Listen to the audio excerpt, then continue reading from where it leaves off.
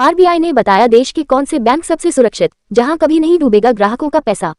Safest bank in India latest update. अपनी खून पसीने की कमाई को लोग बैंक में जमा करवाते हैं ताकि पैसा सेफ रहे और जरूरत के समय निकलवा सकें, लेकिन लोगों को ये डर रहता है कि कहीं बैंक डूब गया तो उनके पैसे न डूब जाएं।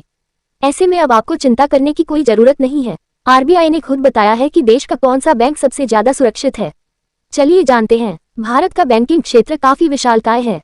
इसमें सरकारी बैंक, निजी बैंक, स्मॉल फाइनेंस बैंक, सहकारी बैंक, ग्रामीण बैंक और भुगतान बैंक जैसे कई प्रकार के बैंक शामिल हैं। ये सभी ठीक से काम करते रहे और लोगों का पैसा सुरक्षित रहे, इसकी जिम्मेदारी reserve bank of India RBI की है। इसलिए जब भी किसी बैंक के फेल होने की आशंका होती है तो आरबीआई समय रहते सख्त कदम उठा लेता है, जैसा कि यस बैंक या अन्य सरकारी बैंकों के बढ़ते एनपीए के मामले में किया गया।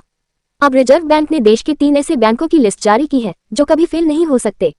रिजर्व बैंक का कहना है कि देश का सबसे बड़ा बैंक भारतीय स्टेट बैंक एसबीआई घरेलू व्यवस्था में एक महत्वपूर्ण बैंक डीएसआईबी है।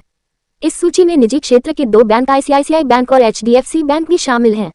डीएसआईबी ऐसे बैंक कहलाते हैं जो इतने बड़े होते हैं कि फेल नहीं हो सकते, यानी उन्हें too big to fail bank कहा जाता है। ऐसे बैंकों की खासियत क्या है? Too big to fail bank की अवधारणा के तहत उम्मीद की जाती है कि ऐसे बैंकों पर संकट आने पर सरकार उनका साथ देगी और उन्हें डूबने से बचाएगी। इसलिए इन बैंकों को फंडिंग मार्केट में कुछ अतिरिक्त सुविधाएं मिलती हैं और इन बैंकों पर ग्राहकों का भरोसा भी बढ़ता है।